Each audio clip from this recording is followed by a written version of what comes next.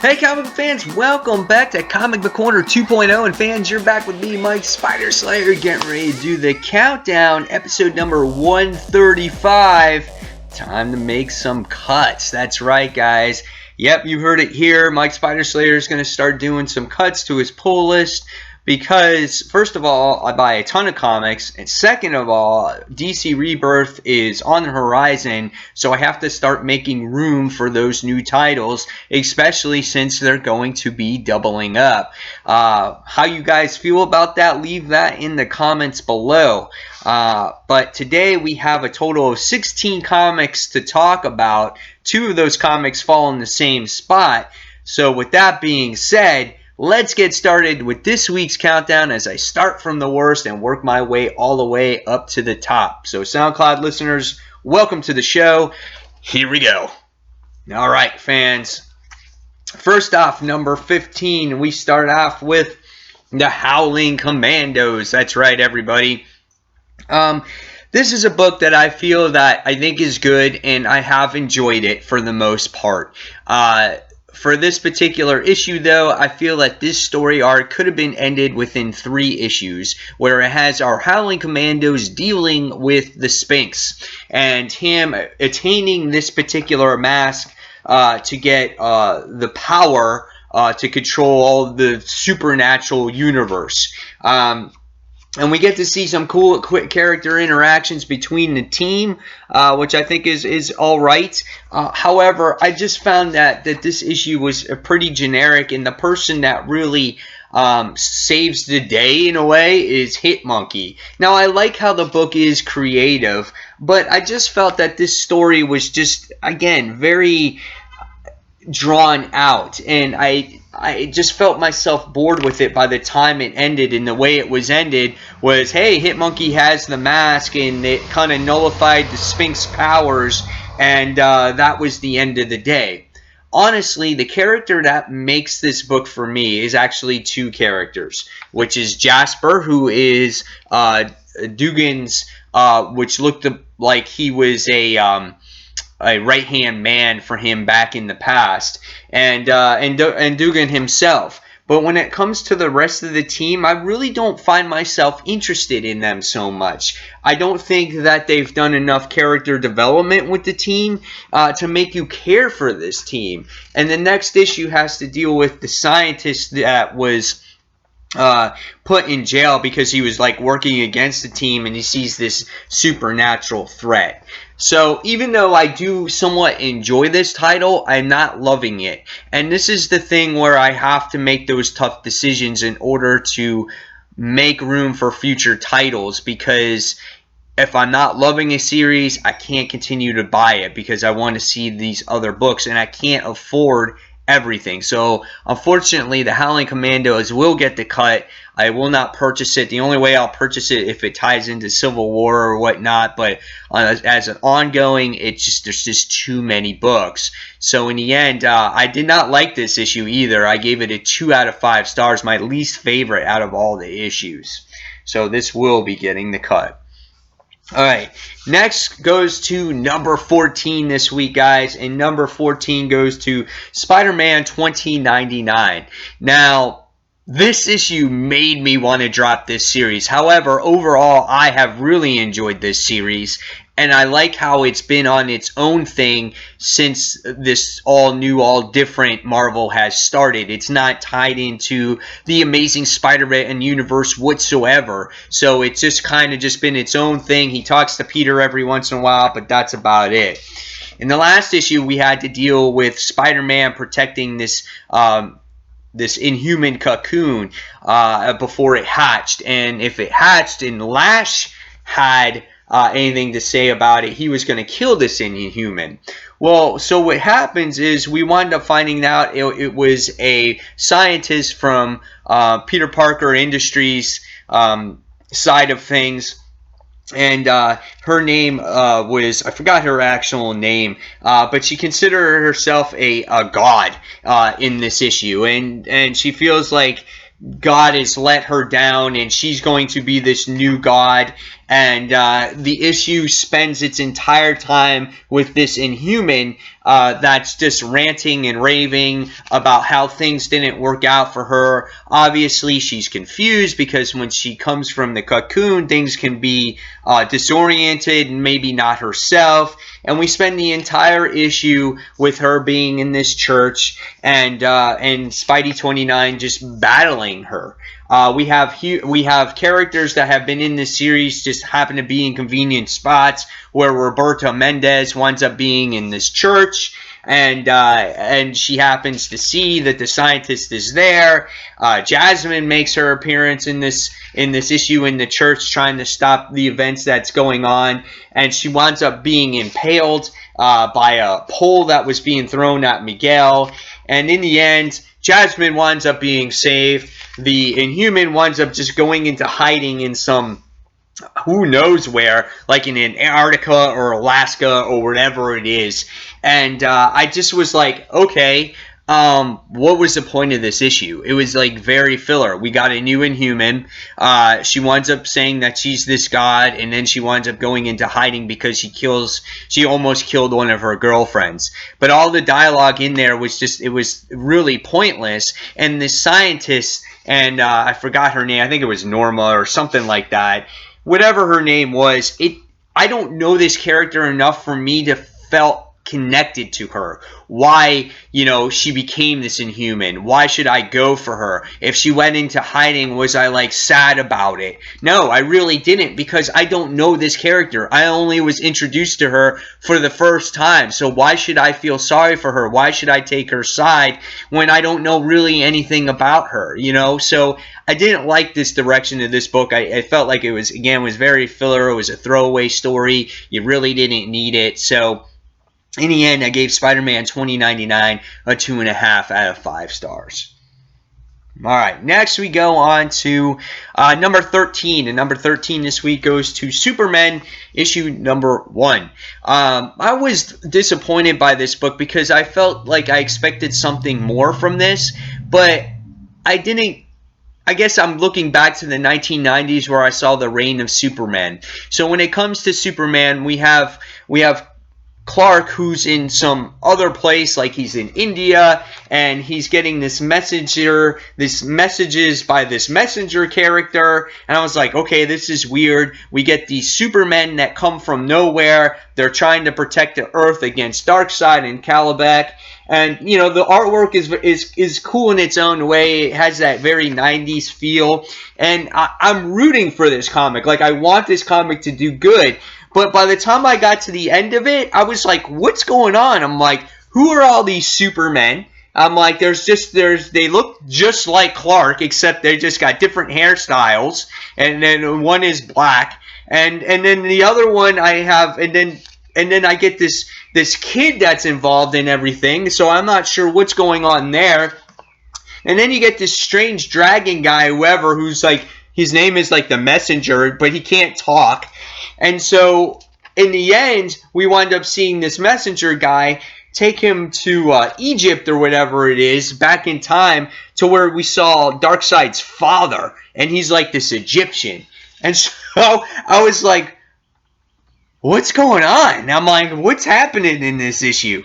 And so, I was just confused, and I was kind of scratching my head a little bit, but in the end of it all, I gave it a 2.75 out of 5 stars, and I want to see what happens with this. I want to see, like, where this makes sense and everything, or does it make sense? Does the story come together? I don't know, but I was just a little disappointed because I had high expectations for it. Because we're all excited about Rebirth. Superman looks like he's going to be coming back to the way he was. It was good to see this issue and him in just the red and blue, and then it's just like, oh, really? It wasn't that great, So in the end, again, yes, I gave it 2.75 out of 5 stars. All right. Next, we're going to go on to number 12 this week, guys. And number 12 goes to Spawn, issue number 261. This is just pretty much more of the same story. It's part 3 of Satan Saga Wars. It has Spawn fighting Hell. And it has Spawn fighting Hell in many various forms. And the reason why I picked this up is because I love Todd McFarlane and I love Eric Larson, and they both did Spider-Man titles back in the 90s, and I currently read Savage Dragon. So to see these two work together who created Image Comics, I think it's pretty neat. However, the story is like not all that. It's basically just hell. Going after Spawn. He wants the symbiotic hell suit for himself, and he keeps making these deals, and he keeps threatening him and kind of, forcing his hand, but Hell can't really kill Al because he needs that symbiotic suit. And in this issue, you just get to see more battling, more fighting. He wants to protect his wife. He kind of loses his control a little bit, making the suit more hell-like or demonic-like to stop Hell because it's the only way to stop him. But if all in all, it's just a fun comic and it's cool to look at. Just the inking that McFarlane does and the artwork that Larson does in it. Just crazy, outrageous pictures, just like over the top. But if you're looking for it story-wise, it's not the greatest story in the world, but it's just an entertaining read. So in the end, I got to give this one a 3 out of 5 stars. I will be dropping this after this story arc once Eric Larson is done being on the title. I just wanted to see what he did with McFarlane. So this won't be an ongoing read for me, but I will be just finishing this story. So this will be dropped. All right. Next we go on to number 11. And number 11 this week was another story that I feel is starting to get drawn out for me. Even though I like it, it's Daredevil issue number 4. I gave this one 3 out of 5 stars as this continues to be about the Ten Finger and the Ten Finger Gang. In this issue, we get to see a little bit more about what's his name? Sunspot? Blind Spot? I totally forgot the guy's name now because I'm getting my characters confused. But we get to see himself reveal himself to his mother, which I thought was cool because you get to see that character get fleshed out a little bit more. And he even says it here. He's just like, oh yeah, he's like, I'm Blind Spot. And he's like, how do you follow these people? He's like, they're not here for the right reasons. And we get to see Daredevil try to defuse a bomb in the issue, but he can't see. He can't see the colors. He can't see the numbers. And Captain America is in this issue hiding behind the scenes, trying to give him intel of what was going on in the book. And then the book just continues with I think the Hand going after Ten Fingers once again. The book was kind of cool in the beginning because it had to deal with, Ten Fingers talking to Matt Murdock on what he stood for, what his church stands for, and things like that.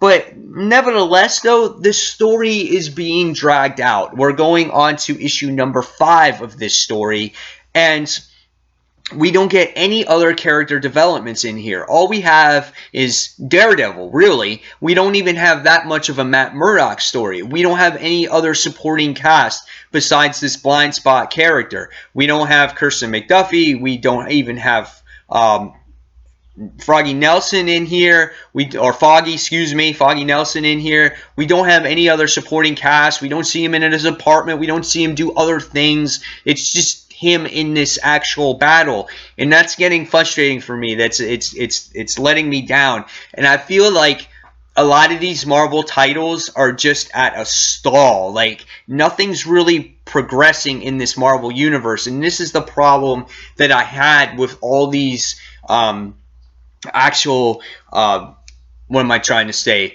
like reboots or relaunches, because it just stalls the universe. When we had our issue 600s, when we had our issue 500s or 300s or wherever we are, it felt like the stories were in a groove. The universe was in sync with each other. Things can cross over nicely. Right now, it just seems like, hey, we just have these titles, we're telling a story arc, we're taking our time with them, just nothing is progressing. And that's how it's been ever since we had Marvel Now, all new Marvel Now, and now we have all new, all different Marvel Now. Just things are not progressing. And I think that's why they're also trying to push out these issues to progress the stories, but the stories are long themselves. So it's kind of like a catch, You're trying to progress things, but at the same time, the artists and the writers don't have enough time, so they have to stall things or put in filler issues and things like that. So, with that being said, 3 stars from Daredevil.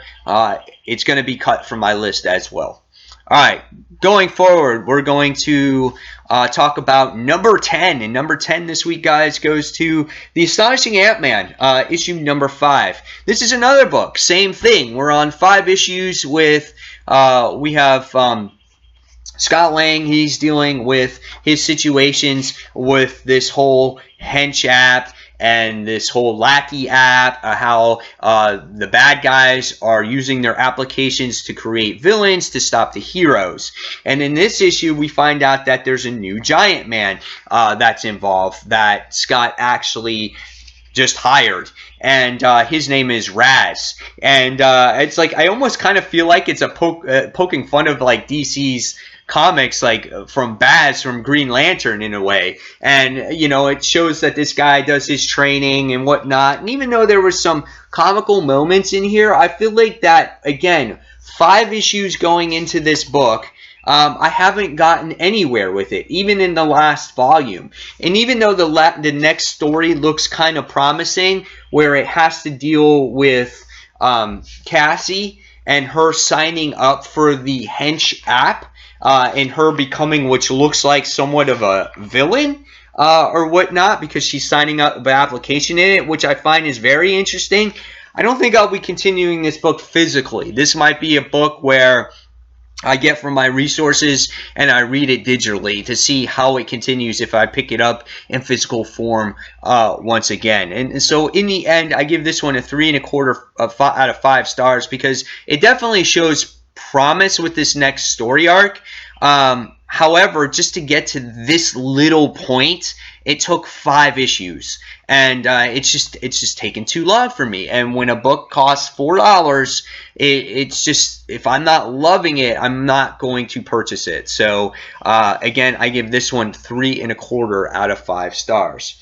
You know, now I'm really starting to get a feel of what all new, all different Marvel is, and what titles I can start to cut, because I've really given a lot of titles a chance here.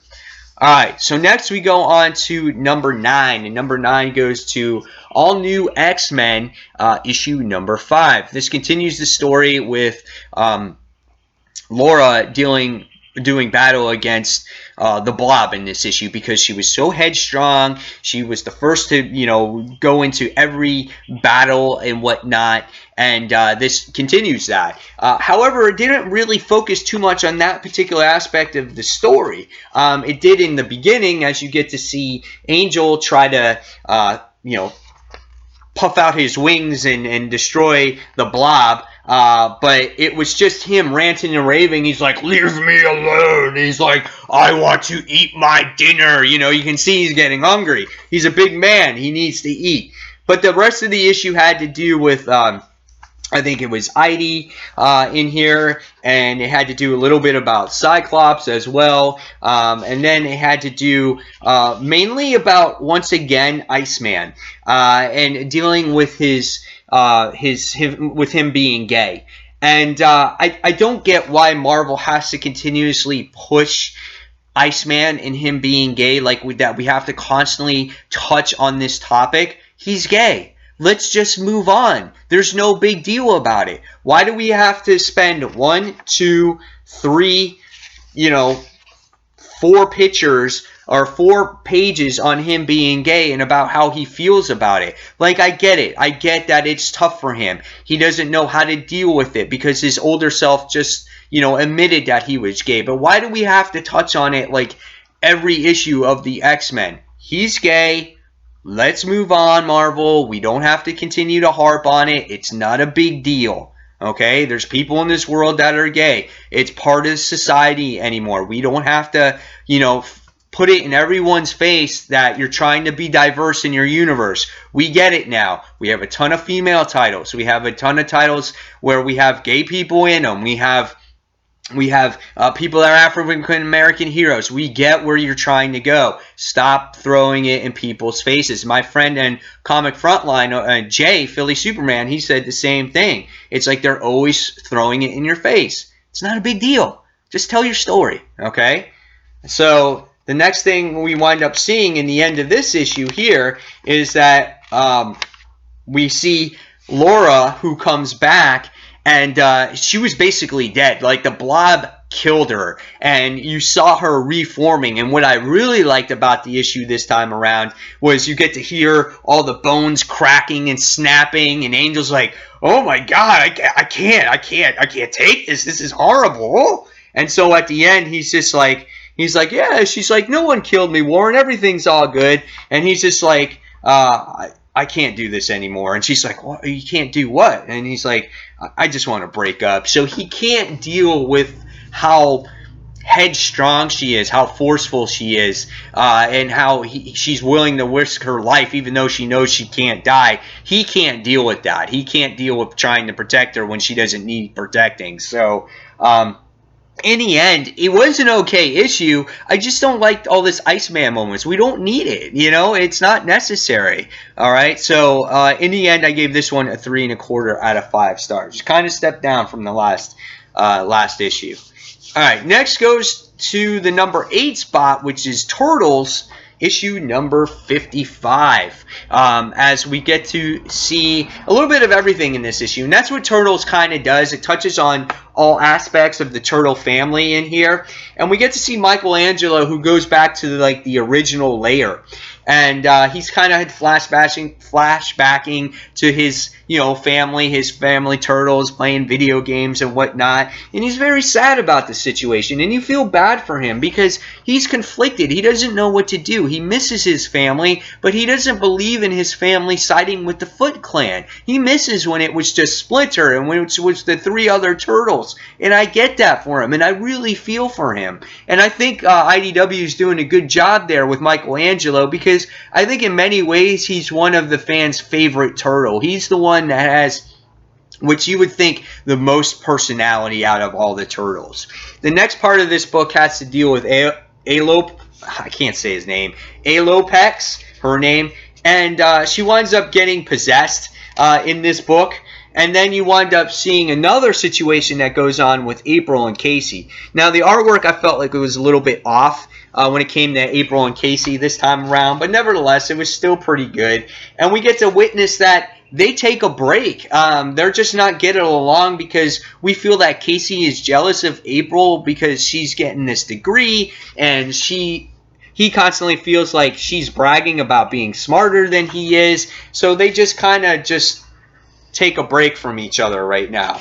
And by the time we wind up getting to the end of this issue, we wind up seeing that the turtles wind up coming and they go back to the old lair and they see Michelangelo's there and they got an old pizza pie. And just like old times, Michelangelo is all happy and they're having a piece of pizza with each other. And it looks like they're going to be doing a mission with each other, but just the 4 of them. And Michelangelo couldn't be happier. So really nice to see, even though it's only been a short time since the Turtles have been with the Foot Clan, it's really good to start to see them go back to, what the Turtles are all about. Because, the Turtles are all about, teaming up with the Foot Clan. So, highly unexpected. But I like this book. I gave it a 3.5 out of 5 stars. Not much really happened. There wasn't a lot of action. Not much progressed the story plot in a way. But I still like the emotional moments of the book. So I'm not a huge Aloplex fan, so that kind of took up some of the book as well. So, yep, 3.5 out of 5 stars. I will be continuing to read Turtles. I can't drop them. All right. The next book is a duel. A combining review here. This is number 7, and it goes to Superman issue number 49, and it goes to Superman Wonder Woman issue number issue number 26. They're way off on that one. This book has to deal with the continuation of Savage Dawn, where we have Superman who continues to use kryptonite in the book to power up. And but what's going on is it's killing him slowly. And we get that revelation basically on what happens in Superman itself. It tells you why it's killing him, and that's revealed there. In this issue, I love the artwork in here. It's very descriptive. I love how what's his name? Vandal Savage was taking Superman's home, and he attached it to his base. And he has this like meteor coming, and it's powering up all these different people that are supposedly Vandal Savage's kids. But it was just a crazy issue because Superman is just so emotional. He's just so pissed off at Vandal Savage. And you see him doing battle against Vandal Savage's twins, which looks like the Wonder Twins from the old cartoon, which I thought was kind of funny. These guys right here. And it was just this all-out battle. And we get to see just Superman and Wonder Woman teaming up with each other. Just hardcore action. That's what this book consisted of. And we get to see Superman just trying to stop this beam from coming down. Here's Vandal Savage. Looks really awesome. Got this crazy look on his face. And he keeps it from just destroying the city. So it was really awesome to see that. And then in Superman issue number 49, we wind up seeing some inconsistencies in the artwork. In issue 26 of Superman Wonder Woman, Superman did not have the cape wrapped around his hands. Vandal Savage had a ponytail, or had his hair down, and in this issue he had a ponytail. So when you have two issues that kind of come out in the same week, I think you kind of want to make the artwork a little bit more consistent, especially when it comes to the cape wrapped around his hands. That's a very descriptive thing in here, because they're in here, but they're not in the other one. But in this issue, you wind up seeing Superman being okay after this machine wound up collapsing on top of him or whatnot, and you wind up seeing all these weird super beings, all these people being powered up and whatnot by Vandal Savage, and they try to stop Superman. We wind up seeing Metallo in this issue, who's a protector of Lois. He won't leave Lois's side because he loves Lois, you know. And what happens? Superman goes to Metallo and he's like, "Dude, you gotta power me up." And he opens up his kryptonite heart and he powers him up, and he sits there, and Superman gets super strong, and he deals with all these crazy beings that are flying around, I guess, Metropolis or whatnot. The funny thing is that they throw in all these different types of characters in the issue, which I thought was kind of cool. One part, it has like a J. Jonah Jameson, as you can see here, and on the other side of it, you just see the backside, which looks like Aunt May. And I thought that was hilarious as you see those characters in there. But in the end, we wind up seeing that Metallo gets severely damaged, and he winds up dying. And he says, "Superman, take my heart, use it to power yourself up, but just be aware that the kryptonite is actually killing you. It's only giving you a temporary strength." So in the end, we wind up seeing Superman take Metallo's kryptonite, and he gets super powered, and it looks like now he's going to go after Vandal Savage for the win. And so in the end, it was an entertaining read. It's not like the best read ever, but it's a very sacrificing moment for Metallo, even though I didn't expect it. Maybe it was kind of forced to get the readers to be like, "Oh my god, I can't believe Metallo died." But it was still kind of cool, and of course you gotta keep Superman alive somehow with him carrying kryptonite, right? So it'll be interesting to see how this transpires, if he gets his Fortress of Solitude back and all that stuff. But it was cool. I liked the two issues. So in the end, I gave it, a 3.5 out of 5 stars. It was nothing to scream about, but it was okay. Alright, so now we go on to number 6. And number 6 this week, guys, goes to All New, All Different Avengers issue number 6. I feel like the issue is starting to gain promise. We finally get the outcome of what's going on with Vision in here. He's being controlled by Krang, who Krang has got separated into two, and the human side of himself, the more human side of himself, who wears a suit, stays in like this millennium, and he has control of what he wants to do in this millennium when it comes to time travel and stuff like that. So you find out that he hired Radioactive Man, and he found out that he recruited Warbringer to stop these Avengers and whatnot, and that you find out that he sabotaged Venom, and we see that Nova goes to Carmella here and tries to get her back to try to save the day, which I thought the emotions in this issue were in check. Everyone seemed to be a little bit more in character once again, and maybe you can see why people were out of character because of all the weird things that were going on in this issue. I like seeing the relationship develop between Captain America and Thor, between the new ones, which they've had a strong relationship in the past, so why can't the new ones have that relationship here in this new series? And we get to see Sam Wilson really try to get her connected with the Hammer once again. But it was the first time you felt like this team was unified to defeat the enemy, which was really nice to see. And yes, Jane Foster does get reunited with the Hammer, and they pretty much saved the day in the end. What made this issue, though, was the end of this issue, as we get to see Jane Foster go for her cancer treatment, going through her chemotherapy or whatnot, and Sam Wilson being there for her. I thought that was a very heartwarming moment in the issue, and I felt that this is what Mark Waid really wanted for this book, for those real emotional moments. This was the first time that I saw that emotional moment since the Free Comic Book Day issue. And I feel like now going forward, since this first story arc is under his belt, I think we're going to see better stories from this. And so in the end, I gave this one, again, 3.5 out of 5 stars. It was your typical, hey, let's beat the bad guy up issue. But it had a few more good character moments, and I feel that this book definitely has some promise going forward. Alright, so here we go, guys. We're going to go on now to the top 5. So here we go. Number 5 goes to a book that I haven't seen in a while, and that's Platona, written by Jeff Lemire. In this issue, we wind up getting to see May's brother in here, which her name is Mikey, I think.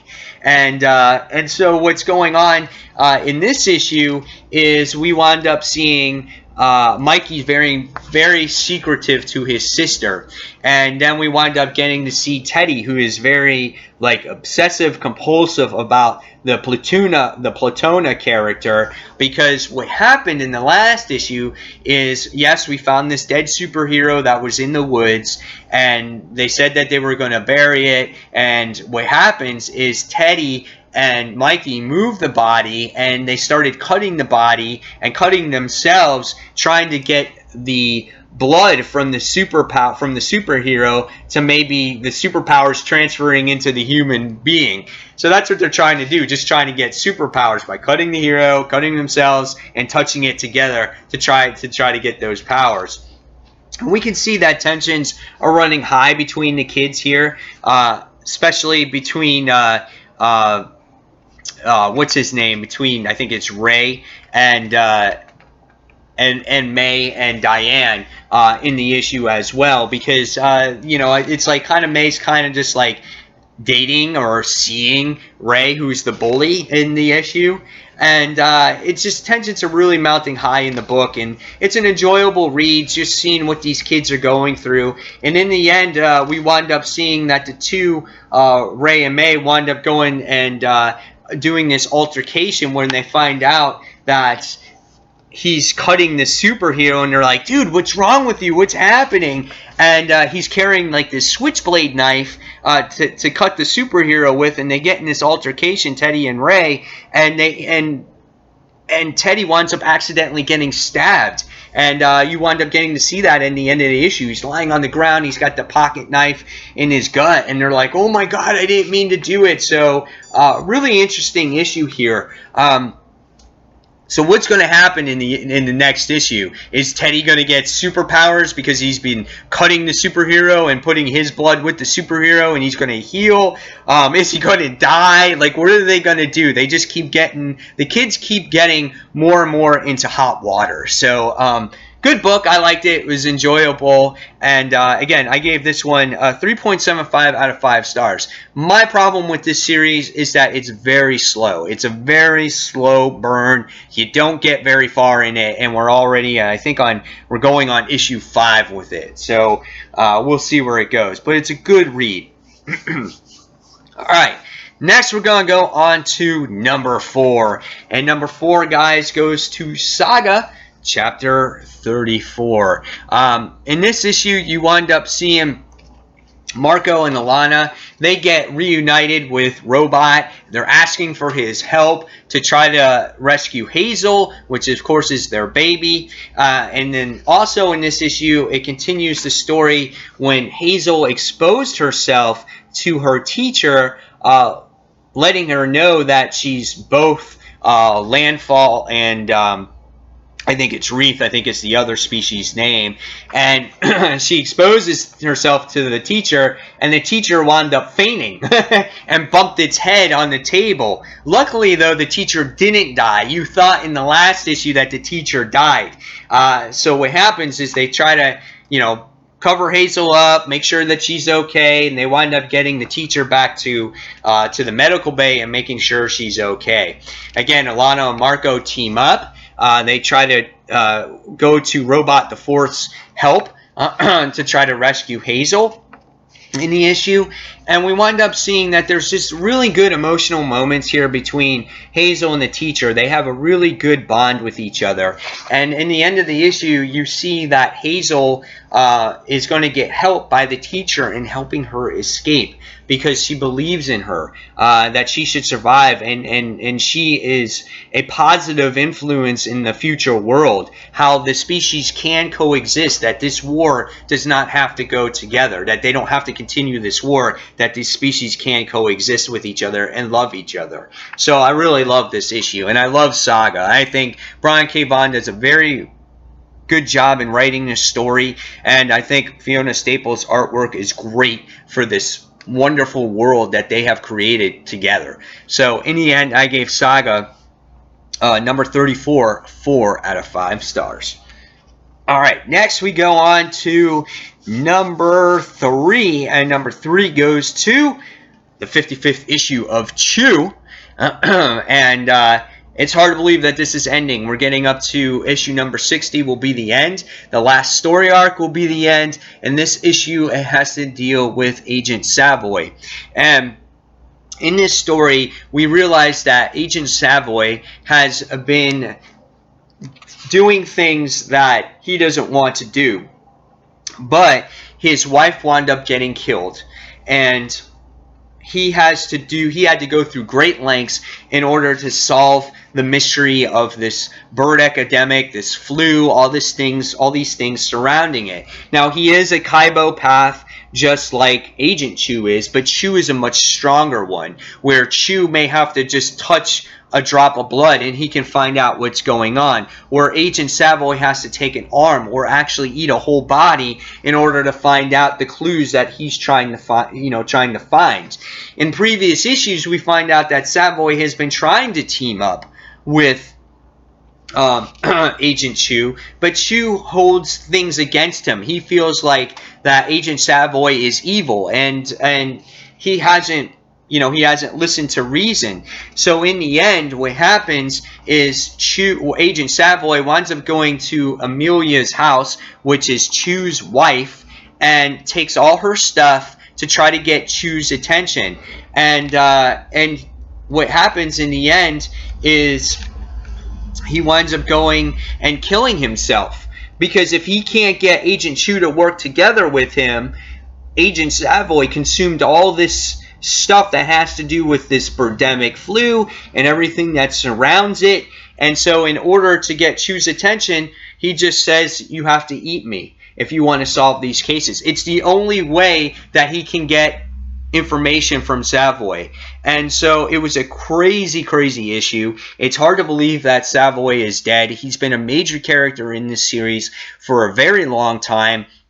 And it just, amps it up before this epic conclusion to this series. So in the end, I give Chew 4 1/4 out of 5 stars. Very hard to see him go. The book takes an emotional roller coaster because you thought at first that Amelia was killed, but she wasn't really killed. And it was actually Savoy who saved her life, but he just wanted all her materials to get Chew's attention. So we went from Amelia being killed to Agent Savoy being killed. So really good book. Excellent book. Alright, so now we go on to number 2 this week, and number 2 goes to Street Fighter times G.I. Joe. This book I had so much fun for. You can't look at it and go for this really in-depth plot. You know, you got to look at it as, hey, I was a fan of fucking G.I. Joe back in the day. I really love playing with those toys. You know what? When I was a little older, I wound up playing Street Fighter 2, the video game. And that's what this issue is, man. You have Street Fighter, you have G.I. Joe, they do a tournament, and they fight. And you see all the characters that you've loved, or some of them that you've loved that made it into the quarterfinals, the 8th quarterfinals in here, and they just do these epic fights against each other. You have Snake Eyes that does battle. You wind up seeing the Baroness who does battle in this issue, and you get to see Ryu in here from Street Fighter. He does battle, and he sits there and he does the Hayuken, and it's so much fun in here. Check that page out, man. That was awesome. And it was just a lot of fun, and I enjoyed it. And the cool thing that happens at the end of this book is that for the people that didn't make it further in the tournament, maybe some of your favorite characters, they did a specific story just for that. You know, just in case you missed it. And you get to see like a recap, a replay before the 8th quarterfinals of who beat who. Like Snake Eyes defeated Ken, and Crimson Viper defeated Mutania, and the Baroness defeated Elena. So that was really awesome. And then you get to see a cool little bracket. How awesome is that, man? Of the characters that are still in the tournament. And then you wind up seeing, which was cool, the profiles on the characters. So if you collected G.I. Joes back in the day, on the back of the packaging, they had these little profiles, and you could keep them, you know. So I thought that was really awesome, really nostalgic. And even at the end, they show you all the variant covers that you can collect that comes to a scene in the video game, which is really badass too. So in the end, I had a lot of fun with this book. And so I gave this one 4.5 excuse me, out of 5 stars. Alright, next we go on to number 1. And the number 1 comic book of the week, guys, goes to Justice League. Issue number 48. It's Darkseid War, Part 8. What can I say, man? Jeff Johns, I wish he wrote every single freaking DC comic book. Now, he'd probably be exhausted, but if they could clone the man, this guy knows how to write. He really knows how to write the characters and really makes you care for them. Jason Fabok's artwork is absolutely phenomenal. The artwork is gorgeous in here. There's lots of 2-page spreads in this book as we get to see the Justice League looking over the crime syndicate. We wind up seeing a 2-page spread in this book with the Green Lantern Corps. Jessica Cruz's face is phenomenal. I mean, she's just so intense in the book. Here's that Corps page in there that I was talking about. Lex Luthor makes his appearance in here as the new Darkseid, I guess, which was a really nice page to see as well. I mean, how can you not go wrong with this? And the story was great because you get to see these negotiations between the crime syndicate and the Justice League. The Justice League needs the crime syndicate, but the crime syndicate needs the Justice League. And we wind up seeing Ultraman, you know, addicted to kryptonite like it's freaking heroin or crack. And they wind up handing it over to him. He becomes super powered in the issue, and they come into this agreement that they have to fight together to stop the Anti-Monitor from taking over the world, just like they took over the Crime Syndicate's world. And you get to see this battle erupt between these characters throughout the entire issue. And even though it was a nice, you know, a lot of action, it still progressed the story in many ways. You wind up getting to see the Green Lantern Corps just get decimated by Jessica Cruz and the Anti-Monitor. You wind up getting to see Ultraman just being destroyed by the Anti-Monitor. I mean, it was crazy. Then it looks like you might see, you know, the tides turn when Lex Luthor makes his appearance in the book. But then in the end, we wind up seeing that Superwoman winds up going into labor, and she's just about to have her baby, and she's like, the baby's coming. And Wonder Woman's like, oh shit. And so who knows what's going to happen in the next issue. But this book was absolutely phenomenal. I love this book so much.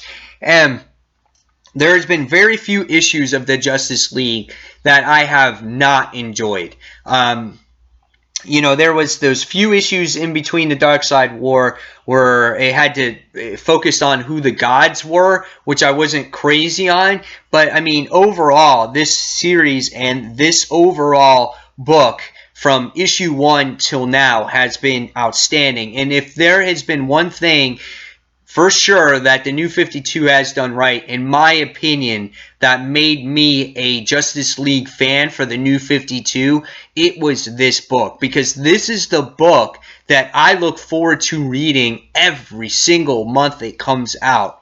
It is one of the first books I read. And hopefully, when we do get Rebirth, this book keeps up its integrity because I love it that much. I'll be disappointed if it's not the same book in a way. So in the end, this was the one book this week that did not just get 4 3/4 stars. This was the book that got 5 stars for me. I had a blast with this one. So guys, stay tuned. Hang in there while I take a brief break, and I'm going to count down the top 10 most anticipated books that are being released on March 2nd, 2016. Stay tuned, fans. Hey, fans, do you ever get thirsty?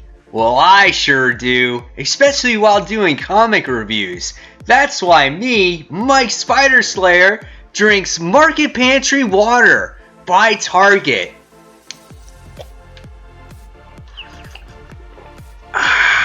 Refreshing, delicious, nutritious. Why don't you try some today? Also, if you're hungry, try Snickers Crispers. Great packaging. Delicious taste. How can you go wrong with Snickers Crispers? Try some today. Alright, fans, welcome back to the countdown, and in this segment, fans, we talk about the top 10 most highly anticipated comics going into 3/2/16. That's right, guys. And we're going to talk about an honorable mention book and then the top 10. So here we go. So the first book that we're going to talk about that's coming out tomorrow, if you guys have not checked it yet, is A-Force number 3. This book was really good in my opinion, the last issue, and it's finding its own. I love the creative team here, and the description is, as the antimatter grows increasingly dangerous, She-Hulk, Captain Marvel, Medusa, Dazzler, and Nico must put aside their differences and learn to become a real team. And that's been the great thing about this book, is that you get a lot of these female characters that are like alpha females, and they kind of all have their own strong personality, but it's them trying to, again, yes, put aside their differences and team up to try to stop this creature. I love Singularity. I love the artwork. I love the colors of this book. The only scary thing that I have for this is that we're going to get a new creative team on this book going forward, I think, after this story arc, unfortunately. And I think the artwork is going to be the artist that does Prez from DC Comics. So I'm a little bit scary about it, but we're going to see what happens with it. Alright, so that's my honorable mention of the week. So now we're going to go on to the top 10 books of the week. And so the next one goes to Deadly Class, issue number 19. Die for Me, part 3. Hunted and Desperate. Marcus and the Rats make a final stand in the streets of San Francisco. Now, I haven't caught up on this series. I've read, I think, the first 2 trades, but I have not caught up to it, so I couldn't tell you exactly what's going on, but Deadly Class is a solid series from what I read. You know, we support our indie comic books. This is a good one. I think you guys should pick it up.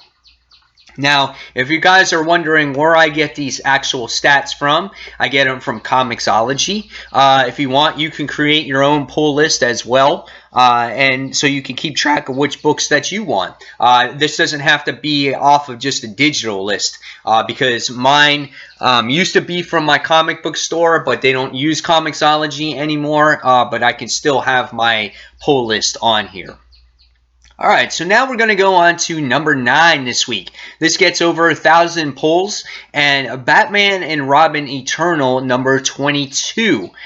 In the catastrophic conclusion of the acclaimed weekly series that brings together all of Batman's one-time partners, Mother's trap has been sprung, and the whole world is feeling her wrath.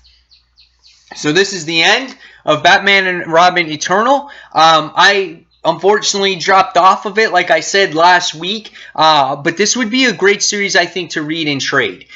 This is one of those books where you just pick it up, you read the whole entire story.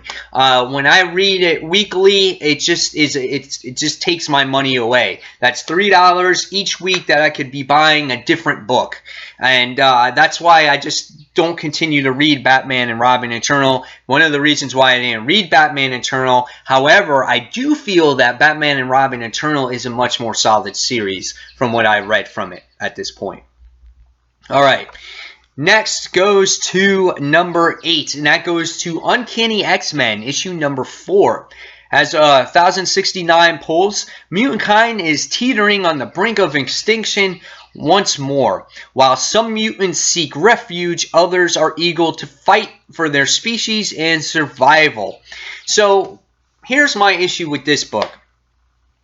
I read the first 3 issues of this series, and it's a team that consists of Psylocke, Monet, Sabretooth, Magneto. I think, is that it? I'm trying to remember if that's it. Nevertheless, though, the case is that the team was always very scattered. And even though they never seemed to work together as his team, and they seem to operate out of Jonisha, but then Magneto says things don't ever come good out of this place, and so it's just a very frustrating book. I'm not a fan of the artwork either. But I just feel like that these Uncanny X-Men are completely separate from the other X-Men. They don't even integrate within the Marvel Universe whatsoever, except for, I'm trying to remember her name, and I can't remember her name off the top of my head. That was like in issue number 2 or whatnot. And it's just frustrating. So that's why I did not continue this series. It's definitely not worth my $3.99. So I will not be picking that up. But it is number 8 here. So other people are excited to read it. Alright, next goes to number 7, and that goes to Uncanny Avengers issue number 6. This has over 1,100 pulls, and Deadpool and Quicksilver take a break from the Uncanny Avengers' secret mission to help the NYPD out of a jam.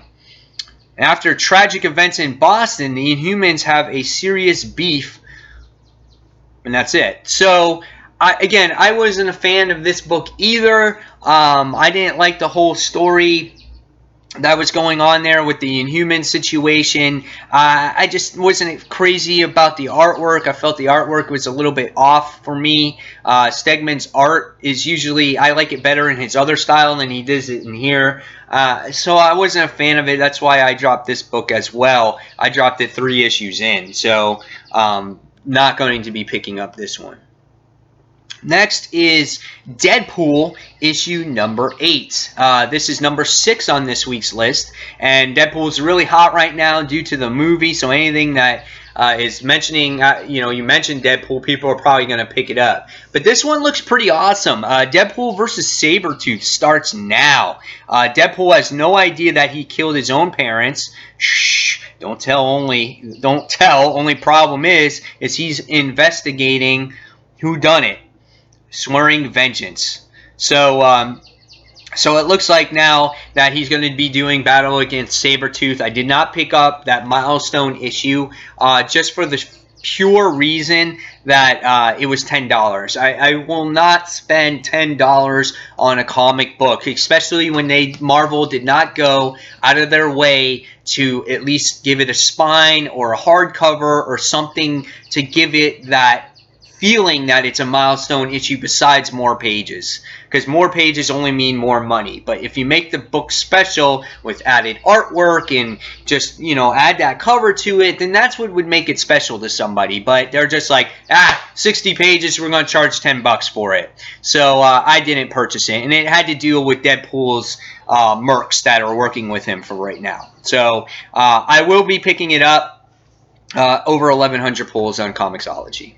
Alright, next we're going to go on to number 5, and number 5 goes to Invincible Iron Man for one of the most highly anticipated books of the week. Number 7, this is The War Machines Part 2.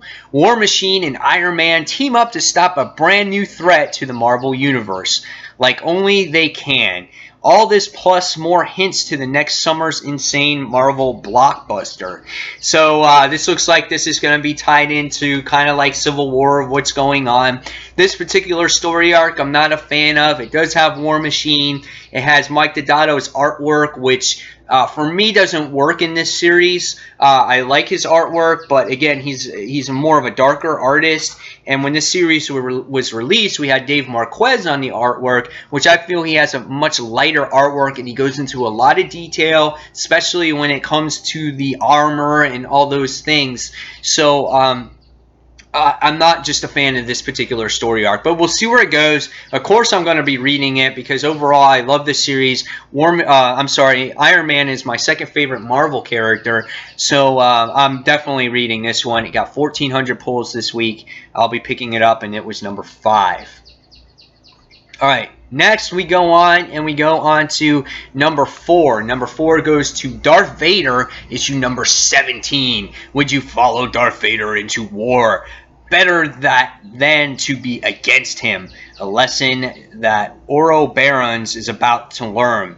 So, I don't know. Last issue with Darth Vader, I didn't care too much about. It had to do with this newly appointed queen that you saw in this one shot, so I wasn't a huge fan of it. The artwork was good, but we're gonna see where it goes. I love Darth Vader series overall. It's not as strong as the Star Wars series that Jason Aaron is doing, but you're always interested to seeing what's going on in Darth Vader's life.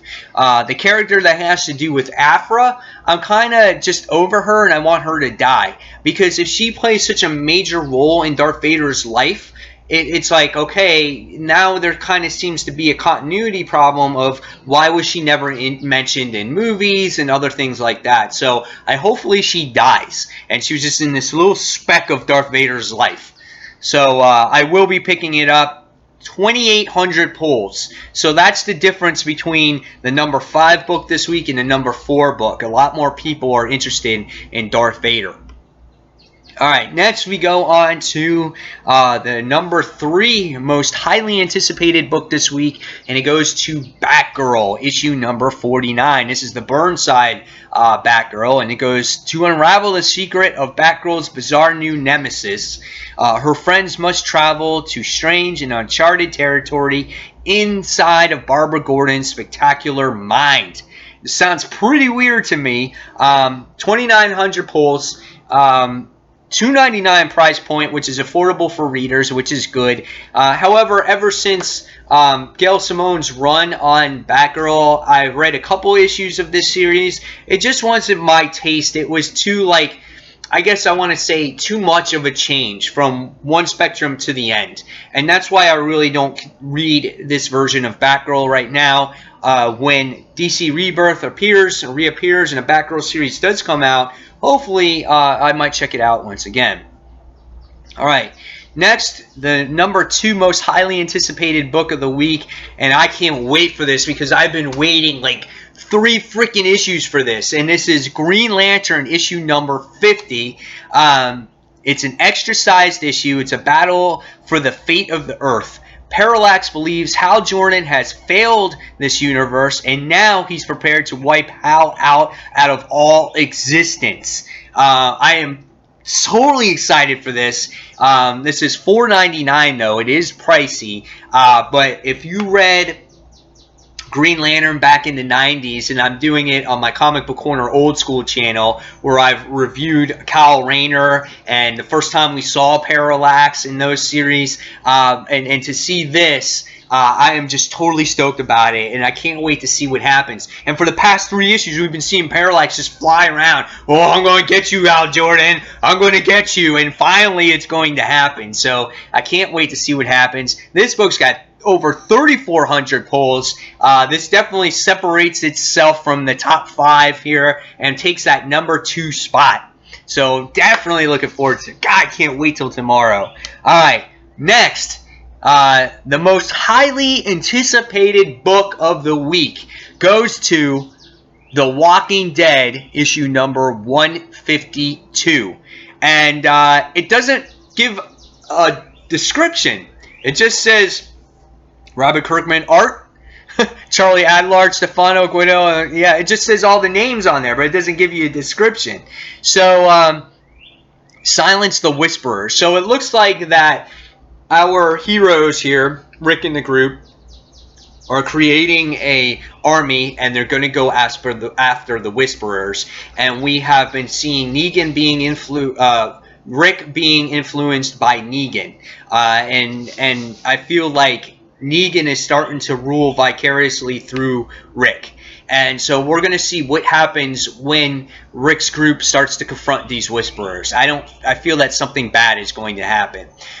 This book continues to be only $2.99, which is fantastic. Hopefully something big happens in this issue, as I feel like The Walking Dead recently has fallen out of my top 5 every week because it's been so stale. It's been so slow in its progression. There's been a 1 issue or 2 issues here that have been kind of jaw-dropping, but nothing spectacular. So, but again, this book separates the rest from all the other books here. This has over 5,400 pulls on Comixology, and this is the most highly anticipated book of the week. So guys, there you have it. You've seen your favorite comics being counted down all the way to that top spot. You've seen your most highly anticipated comics being talked about. So now guys, it's your turn to talk about what your most highly anticipated books are, what your least anticipated books are, your favorite comic of the week, your least favorite comic of the week, and maybe all that stuff in between. And if you want anything else talked about on this show, please leave me in the comments below on YouTube or on SoundCloud. And fans, as always, thank you for watching. Thank you for listening. And this is Mike Spider Slayer signing off. And thanks for watching, guys. Take care. See you soon. Bye.